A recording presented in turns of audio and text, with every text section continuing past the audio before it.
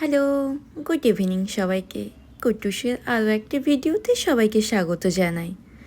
দিনটা ছিল 27শে জানুয়ারি, আর আপনারা অবশ্যই দেখতে পাচ্ছেন আমি একটা মেলাতে গিয়েছিলাম। এটা ছিল কলকাতার অ্যাক্সিস মলের অপোজিটে ক্লক টাওয়ারে। আসলে উদ্দেশ্যটা ছিল আমার এই কুটুসকে নিয়ে। তার মাঝখানে আমি একটু মেলার মধ্যেও ঢুকে গিয়েছিলাম, কিন্তু ভুলবশত আমি আবার কুট্টুসকে নিয়ে ওর মেলাতে চলে গিয়েছিলাম। মানে এখানে একটা পেট শো অ্যারেঞ্জ হয়েছিল, তারই উদ্দেশ্যে কুট্টুসকে নিয়ে আমার আসা। আমি, আমার হাজব্যান্ড এবং কুট্টুস এসেছিলাম এখানে। গত কয়েকদিন ধরেই এই কম্পিটিশানটা হচ্ছিল, কিন্তু ও তো এখন ভীষণ বেবি, মানে ওর তো এজ এখনও ঠিকঠাকভাবে 6 মাস হয়নি।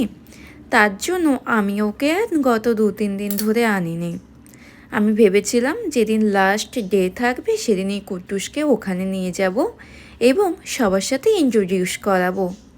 ও হ্যাঁ, তার মাঝখানেও আপনাদের একটা সুখবর দেই। কুট্টুস 27শে জানুয়ারি 5 মাসে পড়েছে। তো আমার কুট্টুস ধীরে ধীরে এখন বড় হয়ে গেছে। আর এই যে দেখুন, এখানে আসতে না আসতেই চোখ পড়লো এত সুন্দর বেবিগুলোর ওপর। আর কুট্টুসকে দেখেও এখানে সবাই ওকে খুব আদর এবং ভালোবাসা দিচ্ছিল, ভিডিও তুলছিল এবং কুট্টুসের ব্যাপারে অনেক ইনফরমেশনও নিচ্ছিল। যেহেতু দিনটা ছিল একদম লাস্ট ডে কম্পিটিশানের, তাই আমিও একদম শেষ মোমেন্টেই এসেছিলাম ওকে নিয়ে। আসলে কুট্টুসের বাবার অফিস ছিল বলে তাই আমি আগে থেকে বেরোইনি। আর এই কম্পিটিশানটা দুপুর 2টো থেকে স্টার্ট হয়েছিল। এখানে আমি এসে একটা জিনিস অনুভব করলাম, যে ধরনের পেটগুলো এখানে এসেছিল তারা খুবই ক্লান্ত হয়ে গিয়েছিল সন্ধ্যেতে। সবার সাথে কথা বলে বুঝলাম যেটা, যে দুপুর 2টো থেকেই নাকি ওদের কম্পিটিশানটা চালু হয়ে গিয়েছিল। আর আপনারা তো জানেন ওরা এই এতটা সময় লং জার্নি একটা ওদের, বাড়ি থেকে আসা, সেই দুপুর 2টো থেকে ওদের মধ্যে কম্পিটিশান, আবার রাত্রি হয়ে যাওয়া, রাত 8টা থেকে 8:30 নাগাদ কম্পিটিশানটা প্রায় শেষের পথেই।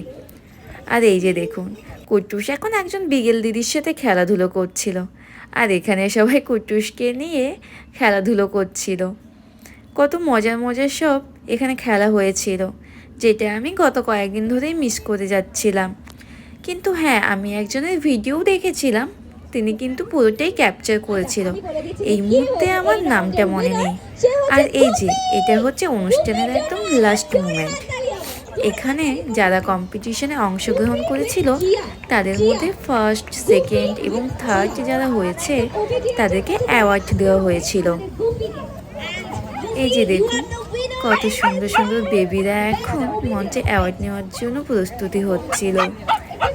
আর তারই মাঝে আমি ভাবলাম যে না, কুট্টুসকে আরও একটু সামনে নিয়ে গিয়ে ওদের সাথে ভালোভাবে ইন্ট্রোডিউস করাই, যাতে নেক্সট টাইম যখন আমি আবার আসবো, আমি ভাবলাম কুট্টুস তো তখন 1 বছরের ওভার হয়ে যাবে, তখন আমি নিঃসন্দেহে কুট্টুসকে এই কম্পিটিশনে অংশগ্রহণ করাতে পারবো।